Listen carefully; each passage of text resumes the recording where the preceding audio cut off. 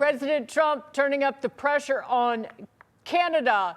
Is it really Canada? It's really Carney, warning that he could, the president, could block the opening of the Gordie Howe International Bridge, which connects Michigan and Ontario, until the United States is fairly compensated for that project. The fact that Canada will control what crosses the Gordie Howe Bridge and owns the land on both sides is unacceptable to the president. It's also unacceptable that more of this bridge isn't being built with more American-made materials. He also believes that the U.S. should own at least half of the bridge, have shared authority over what passes across it, and participate in the economic benefits generated by its use. The president's battle over the bridge, the latest in a long spat with Canadian Prime Minister Mark Carney, who Trump is accusing of dragging his feet on trade amid Trump's push to renegotiate the USMCA trade agreement. U.S. Trade Representative Jamieson Greer addressing this morning with our own Maria Bartiromo. And we baked this into the USMCA because for a long time, under NAFTA, there was no review scheduled.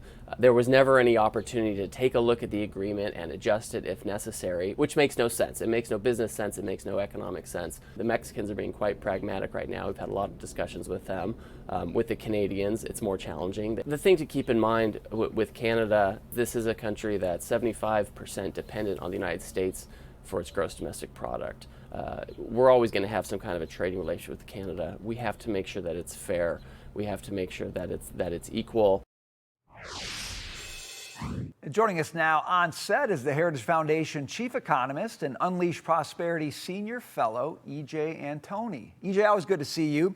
All right, so let's talk Canada and bridges. I like Gordie Howe, so I kind of want to see, I like a bridge named after Gordie Howe. Yeah, the president, that's right. I mean, he's awesome. Okay, but so maybe the bridge is a big deal, but let's talk about Canada, right? That we just don't seem any closer to a good trade agreement with Canada. Is that a big deal in terms of the president's agenda, economic agenda in 2026?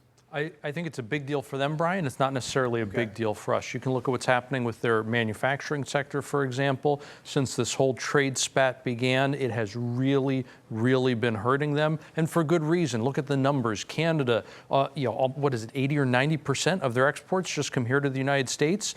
For us, it's single digits. It's, I think, less than 10% of our exports are going to Canada. In short, they need us more than we need them. If you stop that international trade, sure, it hurts us economically, no doubt about it. Sure, it's going to cause prices to go up, et cetera, but it kills them, and I think that's the big difference here. So in short, Trump has all the leverage. Personally, I just think it's hilarious. He basically has, at this point, tricked the Canadians into potentially building a bridge to nowhere. That's just funny to me. Let me phrase this properly. So the Wall Street Journal is reporting that Canada's Carney is trying to actively resolve this dispute over the Gordie Howe Bridge, and that it's already, that Canada paid for the bridge's construction. Michigan already holds an ownership stake. U.S. materials and labor were used in the bridge. But could this bridge then be the bridge, yes, pun intended, to an actual trade deal, like a full trade deal? Like, could this be the opening for conversations? Quite possibly, Dagan. It's a really good point. I mean, again, at the end of the day, I think what's important for the Canadians to realize is Trump just holds all the cards, whether it's this bridge in particular, whether it's trade between the two countries, generally speaking. I mean, he really does have all the leverage here. That can't be understated. And I think the longer the Canadians wait to make some kind of deal with the president, the longer they wait to come to the table and negotiate in good faith, the worse off it's going to be for them in the long run. Just really quickly, I get we hold the cards leverage-wise, economic leverage-wise, but does it, we talk about consumer sentiment in the narrative, does it create the sense like that we're not moving forward? Did the American public look at this and say, oh man, another fight with Canada? Gosh, shouldn't we be teaming up with people to fight China instead of fighting our neighbors? Is that a risk for the president? He's been at this for a year. Are people getting tired of that? I don't know. I'm asking you.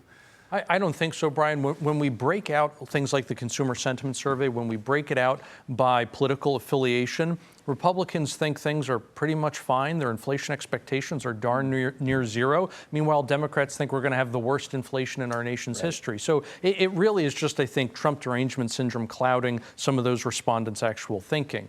That being said, I think what people are most concerned about is not the headlines, not what they see on the Wall Street Journal front page. What they're really concerned about is things like, can I afford a home? How much does my weekly paycheck actually buy me? And as long as that is less than it was 4, 5, 6 years ago, I think people are going to be unhappy, even if things are heading in the right direction. Because we haven't yet fully recovered all of our lost ground, that's what I think people are most upset about.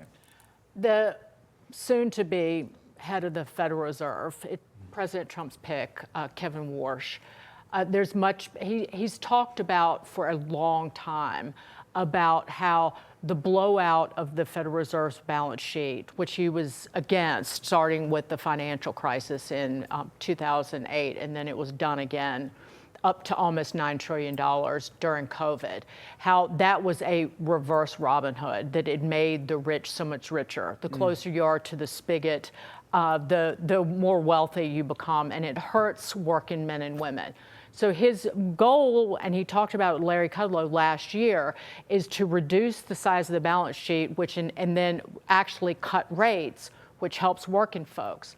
But will he run into problems trying to reduce this balance sheet, which is only now about $6 trillion, because our markets, even our short-term funding markets for banks, can't handle it? Right, Dagan, it's a great point. And I think this is where somebody like Warsh has a much better understanding of monetary policy than somebody like Powell does. And actually, I think Warsh better understands what Powell has built than even Powell does. Powell has created a very unique monetary framework that we never had before March of 2020. And you can't simply do things like we're going to draw down the Fed's balance sheet or bank reserves and not undo everything else, because you're going to run into the problem we had just at the end of last year, where reserves fell too low and the repo market was blowing up.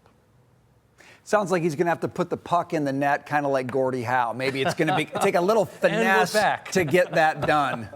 Dagan's still thinking about it, though. No, I'm just thinking about hockey. And what position on the ice is Scott Bessent at the Treasury? Because they're going to have to, because you heard it from President Trump, they've got to work together in managing our debt and the borrowing and rolling it over and ballooning interest on our debt. So, EJ Antoni, great hockey player, good economist. Thanks very much.